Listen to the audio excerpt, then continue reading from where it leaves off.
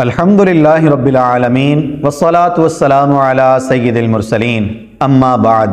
पिछली वीडियो में हमने नजासत को पाक करने के बारे में सुना कि नजासत को पाक किन चीज़ों से किया जा सकता है। उनमें पहली चीज़ पानी, कि पानी से नजासत को दूर कर दें तो वो पाक हो जाएगी।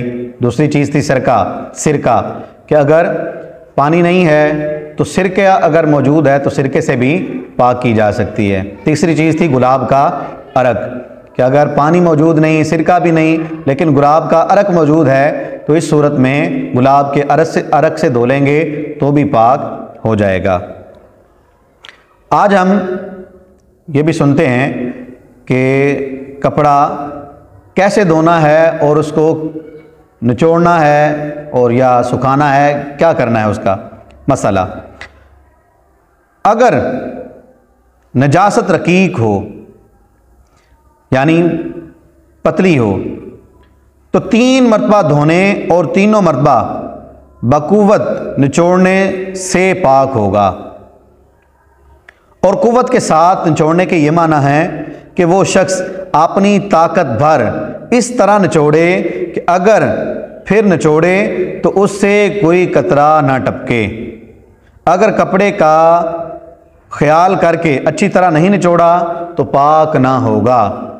यानी मिसाल के तौर पर ये इमामा शरीफ है, यहाँ से नापाक हो गया तो अब इसको धोना कैसे है। इसको धोया एक मरतबा अच्छे तरीके से, नजासत वगैरह दूर की। अब क्या करेंगे, इसको इतनी ज़ोर से निचोड़ेंगे, बिल्कुल ऐसे ज़ोर से अपनी पूरी ताकत लगा देंगे कि अब इसमें से कोई कतरा ना निकले। तो अब ये एक मरतबा धुल गया। फिर क्या करेंगे, फिर दूसरी मरतबा भी धोएंगे, फिर इसी तरह निचोड़ेंगे अच्छी तरह अपनी पूरी ताकत लगाकर। फिर तीसरी मरतबा धोएंगे और तीसरी मरतबा धोने के बाद ये अब कपड़ा पाक हो गया। लेकिन अगर इतनी ताकत से नहीं निचोड़ा,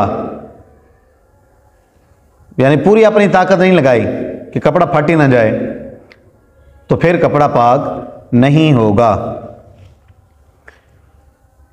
अगर धोने वाले ने अच्छी तरह निचोड़ लिया, मगर अभी ऐसा है कि अगर कोई दूसरा शख्स जो ताकत में इससे ज़्यादा है निचोड़े तो 2-1 कतरे टपकते हैं, तो इसके हक में वो कपड़ा पाक है।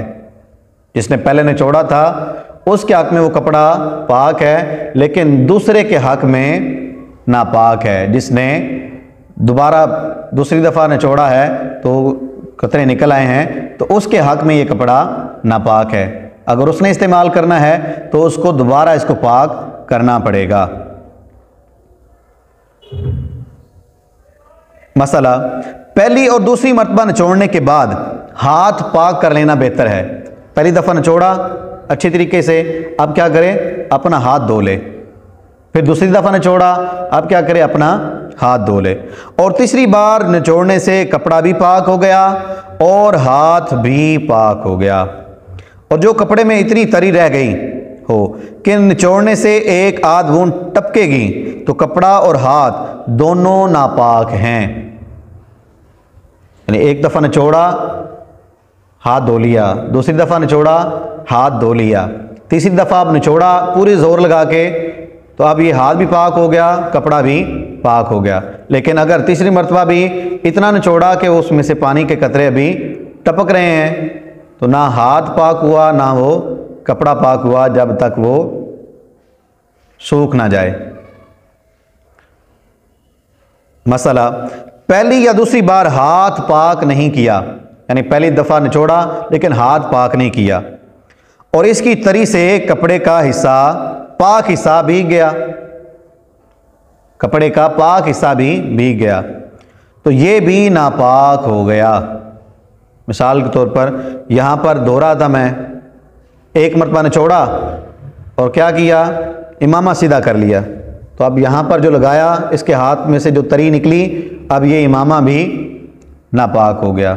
अगर नहीं धोया तो अगर धो लिया था तो फिर तो पाक है, हाथ कहीं पर भी लगा सकते हैं। बात हो रही है एक मरतबा निचोड़ा, हाथ नहीं धोया, तो अब क्या करेंगे, इस यहाँ पर जो हाथ लगाया है इसको भी धोना पड़ेगा। फिर अगर पहली बार के निचोड़ने के बाद भीगा है तो उसे 2 मरतबा धोना चाहिए, उस कपड़े को 2 मरतबा धोना चाहिए। अगर पहली दफ़ा निचोड़ने के बाद उसको हाथ लगाया है नापाक, तो आप उस कपड़े को 2 मरतबा निचोड़ेंगे, धोएंगे। और दूसरी मरतबा निचोड़ने के बाद हाथ की तरी से भीगा है तो 1 मरतबा धोया जाएगा। यानी पहली दफ़ा तो हाथ साफ़ कर लिया था लेकिन दूसरी दफ़ा नहीं किया। अब अगर दूसरी दफ़ा पर वो हाथ लग गया तो अब इस कपड़े को 1 दफ़ा धोएंगे तो ये कपड़ा पाक हो जाएगा। कोई कपड़ा भीग जाए तो ये 2 बार धोया जाए। यानी अगर इस कपड़े से जो 1 मरतबा धोकर निचोड़ लिया गया है, कोई पाक कपड़ा भीग गया यानी किसी कपड़े को ऊपर रख दिया, तो अब उसका भी यही हुक्म है कि उसको भी धोया जाए और 2 बार धोया जाए। और अगर दूसरी मरतबा निचोड़ने के बाद उससे वो कपड़ा भीगा तो 1 बार धोने से वो साफ कपड़ा भी पाक हो जाएगा।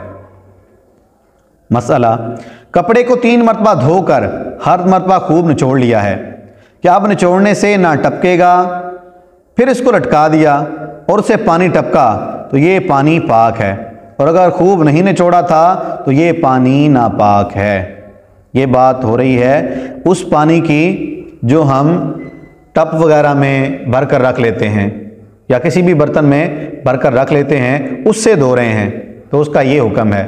लेकिन अगर नल चल रहा हो यानी टूटी चल रही है, उसके नीचे धोया तो अब ये एक ही मरतबा आप अच्छी तरीके से धो लेंगे कि पानी ऊपर से गुजर रहा है, निजासत को लेकर आगे जा रहा है, तो जब धो लेंगे, लटकाएंगे, कपड़ा सूखेगा तो वो पाक है, उसको दोबारा पाक करने की ज़रूरत या दोबारा धोने की ज़रूरत नहीं है।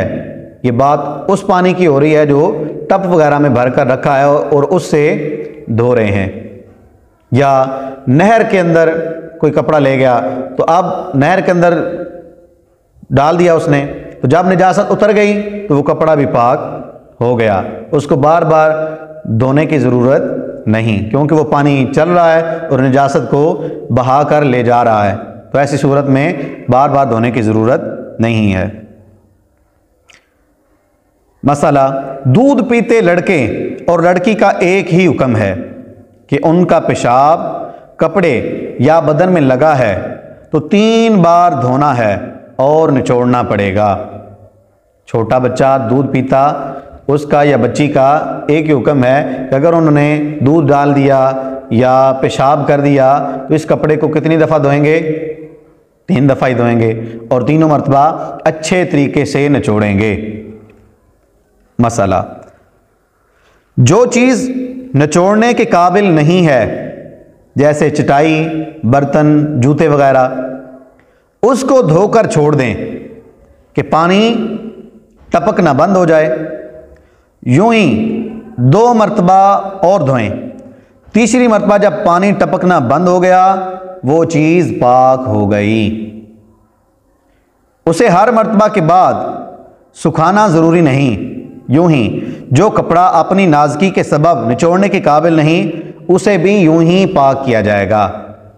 एक मरतबा धोया यानी वो चीज़ें जिनको निचोड़ा नहीं जा सकता, जैसे कालीन है, चटाई है, जूते हैं, बर्तन हैं, कि बर्तन को निचोड़ नहीं सकता बंदा, अब क्या करेंगे? अब उनको एक दफ़ा धोएंगे और रख देंगे कि पानी टपकना बंद हो जाए। पानी टपकना बंद हो गया, अब दोबारा धो लें, फिर रख दें, पानी टपकना फिर बंद हो गया, अब तीसरी मरतबा धो लें। जब तीसरी मरतबा पानी टपकना बंद हो जाएगा तो ये चीज़ पाक हो जाएगी। बर्तन है, जूता है, जो कुछ भी है वो पाक हो जाएगा। मसला, अगर ऐसी चीज़ हो कि उसमें नजासत जज़ब ना हुई, जैसे चीनी के बर्तन या मिट्टी का पुराना इस्तेमाली चिकना बर्तन या लोहे, तांबे, पीतल वगैरह धातों की चीज़ें, तो उसे फ़कत 3 बार धो लेना काफ़ी है। वो बर्तन जिनके अंदर चीज़ जज़ब नहीं होती, जैसे स्टील वगैरह है, पीतल है, तांबा है, इनके जो बर्तन हैं, चीनी के बर्तन हैं, उनके अंदर नहीं चीज़ जाती, तो उसके लिए क्या हुक्म है? ऊपर से 3 मरतबा धो लिया, अब वो पाक हो गया। इसकी भी ज़रूरत नहीं कि उसे इतनी देर तक छोड़ दें कि पानी टपकना बंद हो जाए, इसकी भी ज़रूरत नहीं। 3 मरतबा धोएं उसको, अब वो पाक हो गया। मसला, नापाक बर्तन को मिट्टी से मांज लेना बेहतर है। नापाक बर्तन को मिट्टी से मांज लिया तो ये बेहतर है, लेकिन पाक हो जाएगा पानी से धोएंगे तो। मसला, पकाया हुआ चमड़ा नापाक हो गया तो अगर उसे निचोड़ सकते हैं तो निचोड़ें, वरना 3 मरतबा धोएं और हर मरतबा इतनी देर तक छोड़ दें कि पानी टपकना मौकूफ़ हो जाए। जब पानी टपकना बंद हो जाएगा तो वो चीज़ भी पाक हो जाएगी। मसला, दरी या टाट या कोई नापाक कपड़ा बहते पानी में रात भर पड़ा रहने दें, पाक हो जाएगा। दरी या टाट या कोई नापाक कपड़ा बहता हुआ पानी है उसमें रात भर पड़ा रहने दें, वो पाक हो जाएगा। और असल ये है कि जितनी देर में ये गालिब ज़न हो जाए कि पानी निजासत को बहा ले गया, पाक हो गया। कि बहते पानी से पाक करने में निचोड़ना शर्त नहीं। पानी बह रहा है, निजासत पता चल गया कि अब निजासत ख़त्म हो गई है, अब निजासत इसमें नहीं रही होगी, तो इस सूरत में वो चीज़ जो भी है, दरी है, कपड़ा है, जो कुछ भी है, वो पाक हो जाएगा। इसमें निचोड़ने की ज़रूरत नहीं है। ये मज़ीद कुछ मसाइल आज की वीडियो में हमने पाक करने के हवाले से सुने। मज़ीद आगे कुछ मसाइल और हैं, वो इंशाअल्लाह हम अगली वीडियो में सुनेंगे। दुआ है अल्लाह पाक हमें इन बातों को याद रखने, इन पर अमल करने की तौफीक अता फरमाए।